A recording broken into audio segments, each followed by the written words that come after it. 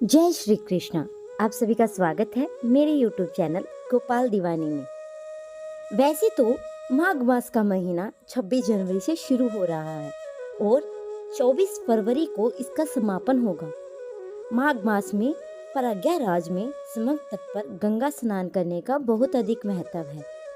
इस महीने में आप जो भी काम करेंगे उससे कभी न खत्म होने वाला पुण्य मिलता है। माघ मास में व्यक्ति को देर तक नहीं सोना चाहिए। साथ में ही रोजाना स्नान करें और साफ सफाई का ख्याल रखें। इस महीने में यदि संभव हो सके तो बिस्तर पर न सोए, जमीन पर सोए। माघ मास के महीने में रोजाना श्री गणेश जी की पूजा करें। साथ ही रोजाना मधुराष्टक का पाठ करने से दोष समाप्त हो जाते हैं। हो सके तो आप भगवत गीता का भी पाठ करें। ऐसा करने से घर में सुख समृद्धि बनी रहती है। माघ मास के महीने में गुड़, तिल, वस्त्र, घी, गेहूं, जल आदि का दान करना बहुत ही शुभ माना जाता है। ऐसा कहा जाता है कि इन चीजों का दान सोना दान करने के बराबर होता है। इसके अलावा माघ के महीने में व्यक्ति को ब्रह्मचर्य के नियमों का पालन करना चाहिए। इस महीने में तुलसी भगवान शालिग्राम का पूजन करना उत्तम माना जाता है।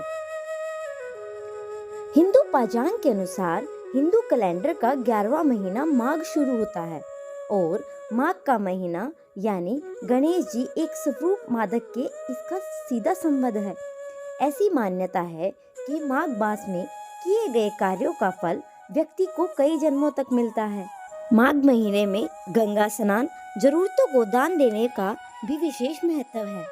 आइए सुनते हैं माघ मास की कथा शुरू करने से पहले आप मेरे चैनल को सब्सक्राइब कर लीजिए ताकि अच्छी अच्छी कथाओं के नोटिफिकेशन समय समय पर आपको मिलते रहें और माघ मास में आप इन कथाओं का लाभ उठा सकें। आइए कथा प्रारंभ करते हैं। एक समय की बात है, एक बहुत ही भयंकर असुरों का राजा था गजमुख। वह बहुत ही शक्तिशाली बनना चाहता था और बहुत सारा धन चाहता था। वह साथ ही सभी देवी देवताओं को अपने वश में भी करना चाहता था। इसलिए हमेशा भगवान शिव से वरदान के लिए तपस्या करता रहता था।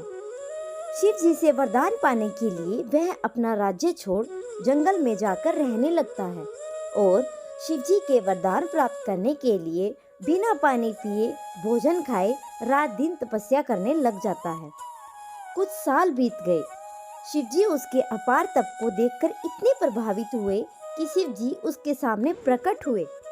शिवजी ने खुश होकर कहा, उसे दैविक शक्तियों का प्रदान किया जिससे वह बहुत शक्तिशाली बन गया। सबसे बड़ी ताकत तो शिवजी ने उसे प्रदान की ही। वह यह थी कि उसे किसी भी शस्त्र से नहीं मारा जा सकता था। असुर गजमुख को अपनी शक्तियों पर इतना गर्व हो गया कि वह अपनी शक्तियों का दुरुपयोग करने लगा और देवी देवताओं पर आक्रमण करने लगा। मात्र शिव, विष्णु, ब्रह्मा और गणेश जी ही उनके आतंक से बचे हुए थे। गजमुख चाहता था कि हर कोई देवता उसकी पूजा करे।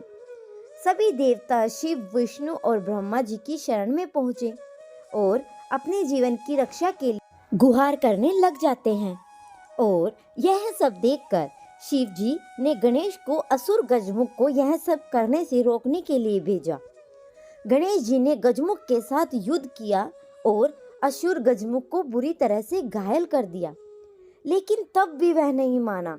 उस राक्षस ने स्वयं को एक मूषक के रूप में बदल लिया और गणेश जी की ओर आक्रमण के लिए दौड़ पड़ता है। जैसे ही वह गणेश जी के पास पहुंचा, गणेश जी कूदकर उसके ऊपर बैठ गए और गणेश जी ने गजमुख को जीवन भर के मूस में बदल दिया और अपने वाहन के रूप में जीवन भर के लिए उन्हें रख लिया। बाद में गजमुख भी अपने इस रूप से खुश हुआ और गणेश जी का प्रिय मित्र बन गया। तो ये थी माघ मास के पहले अध्याय की कथा।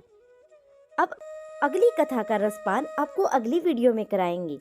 अगर आप सभी को यह वीडियो अच्छी लगी हो तो मेरे चैनल को सब्सक्राइब कर दीजिए, वीडियो को लाइक कर दीजिए और कमेंट में जय श्री गणेशा अवश्य लिखिए।